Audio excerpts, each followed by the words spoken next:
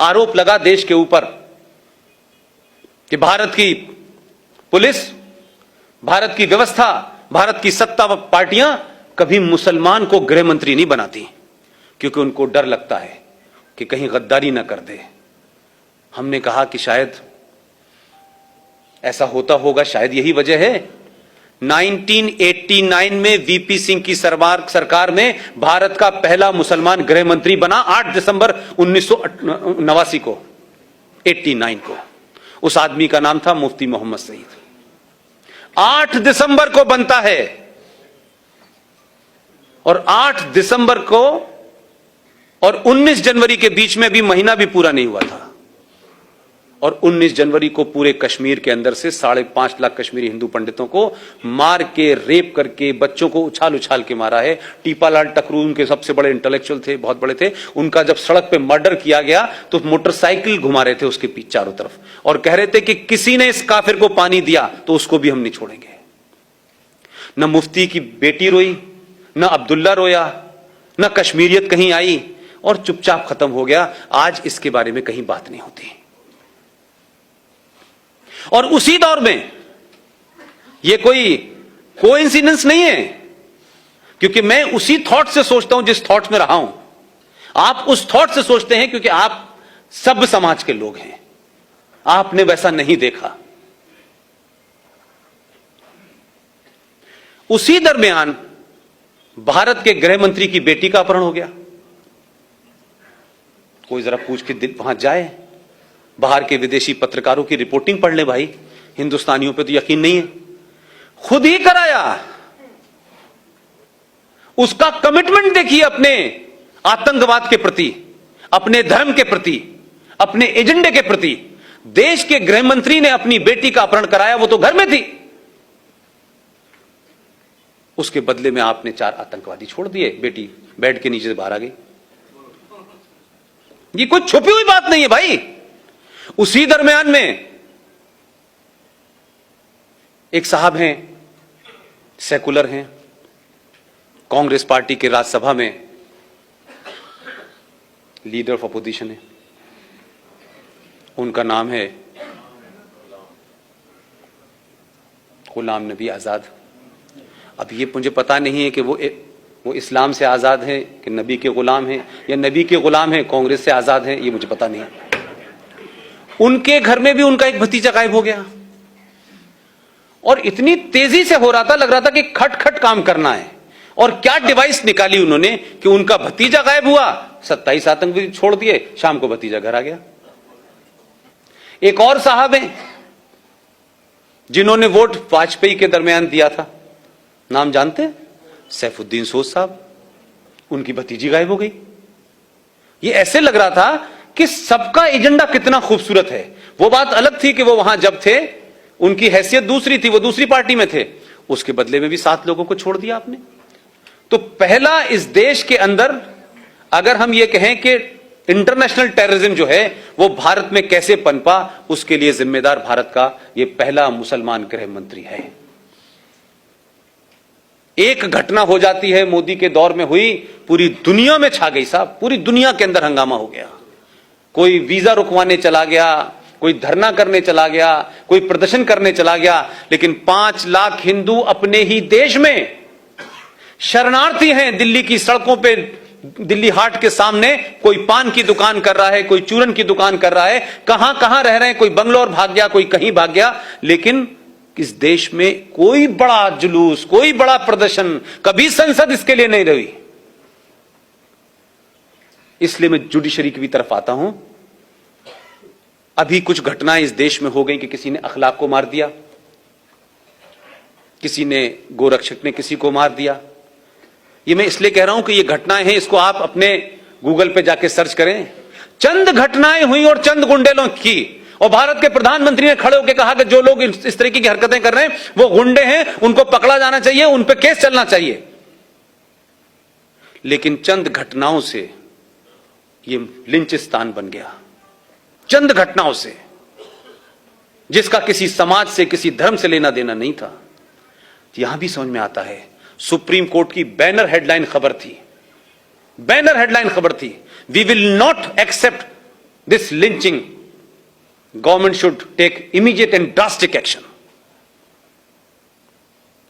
इसी हिंदुस्तान के अंदर 1984 में दिल्ली के अंदर लुटियन दिल्ली में, जहां राष्ट्रपति, प्रधानमंत्री, सारी सत्ताएं के सबका पावर है, वहां 3,500 सिखों को दौड़ा दौड़ा कर मारा, सड़कों पे मारा, गले में टायर डाल के मारा, बच्चों को उछाल उछाल के मारा, बॉक्स में जो लोग छुप गए थे उस बॉक्स में आग लगा के मारा।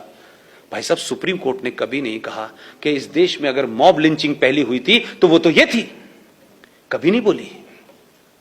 3.5 लाख और 5 लाख कश्मीरी हिंदू पंडितों के साथ किया, वो मॉब लिंचिंग नहीं थी।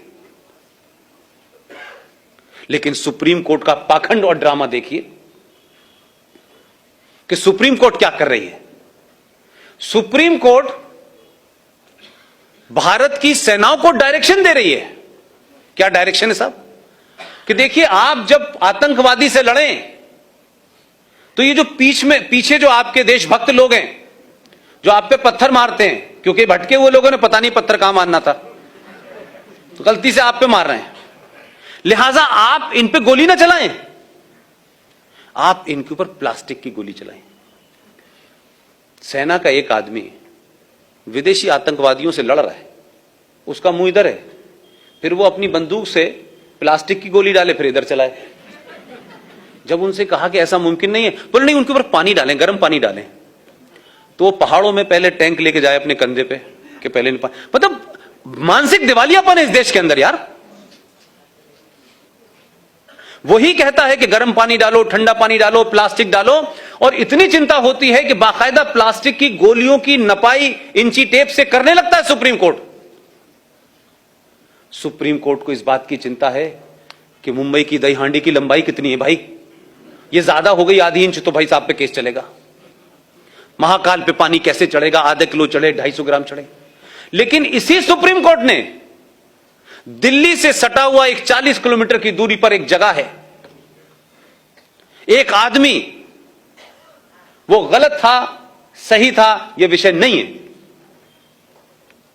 वो किसी गलत काम में पकड़ा गया, यह बात अलग है कि वो भी वही सब कर रहा था। अगर 1400 साल पहले टेलीविजन होता तो तब भी यही हो रहा था। तो सुप्रीम कोर्ट ने हुआ क्या कि जब आपने कहा कि राम रहीम का ये जो पूरा इसका वो बना हुआ है, इसको ध्वस्त करना है और यहां बड़ी गंदगी हो रही है, बड़ी मारकाट हो रही है, तो सुप्रीम कोर्ट की बात सुनने से पहले आप ये देखिए कि मात्र दिल्ली से 40 किलोमीटर जो एनसीआर का इलाका है जहां सत्ता चलती है, आपने उन लोग जो उस राम रहीम के चाहने वाले थे, राम रहीम गलत था सही था यह विषय नहीं है मेरा, लेकिन राम रहीम के चाहने वालों ने पुलिस को उसकी जो बना हुआ था उसका बड़ा सा आश्रम उसमें जाने से रोका। ना तो उनके हाथ में डंडा था, ना AK-47 थी, ना वो किसी को मार सकते थे, रोकने का अधिकार था, एक डेमोक्रेसी में रोक रहे थे, वो आपको पूरा अधिकार था।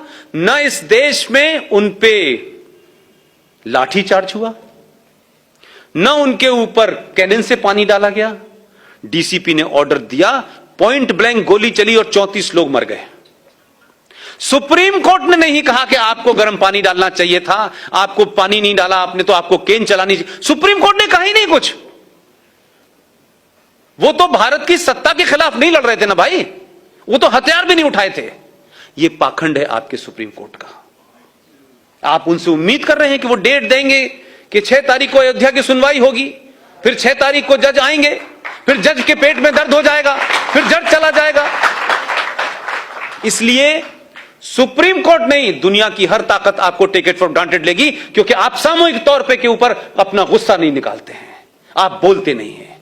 मैंने इसीलिए कहा कि इस देश की मुख्यमंत्री कह सकती है ये बात, मुझे और आपको किसने रोका है? कंटेम्प्ट ऑफ कोर्ट होगा, ठीक है, कंटेम्प्ट ऑफ कोर्ट होगा, करें, 5, 10, 20, 50 लाख लोगों पे करेंगे, करिए।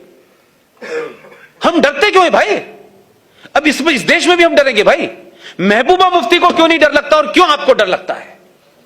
उस पर कंटेम्प्ट ऑफ कोर्ट क्यों नहीं होता कि वो सुप्रीम कोर्ट को कहती है कि हम तिरंगा नहीं उठाने देंगे अगर इससे आपने छेड़छाड़ की गई? वो केस सुप्रीम कोर्ट में चल रहा था भाई, हम बोलते नहीं। तो सुप्रीम कोर्ट अजीबोगरीब फैसले देती रहती है।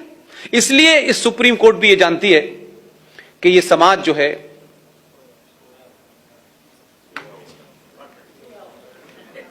ये बात अलग है कि आप जाग गए, बाकी तो सो ही रहे ना।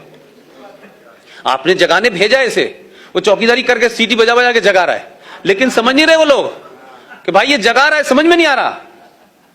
बस वो इतने ही सिंबॉलिक समझ रहे हैं, उसकी फिलॉसफी नहीं समझ पा रहे, क्योंकि उसके समझने के लिए ये चाहिए होता है।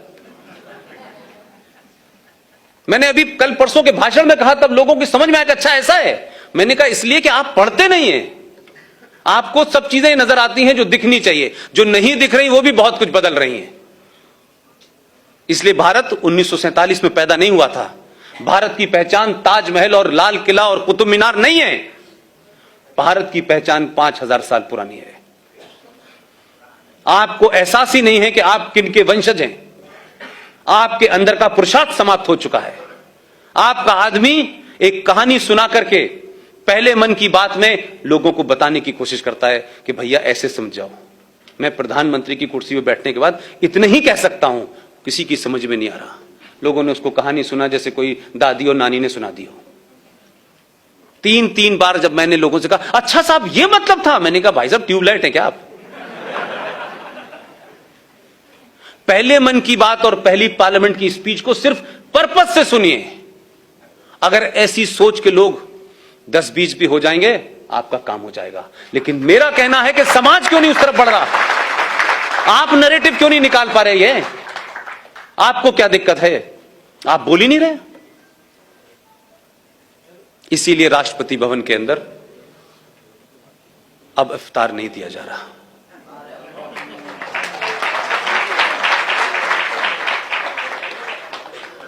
इसीलिए राष्ट्रपति भवन में आने वाले विदेशी मेहमानों को भोज के बाद ताजमहल की जो वो पहचान थी ना भारत की, क्योंकि हम लोग तो वहां ताज से चाय पी रहे थे, हमें क्या पता था ये पहचान भी बन जाएगी। वो दी जा रही थी कि ये भारत की पहचान है। हर विदेशी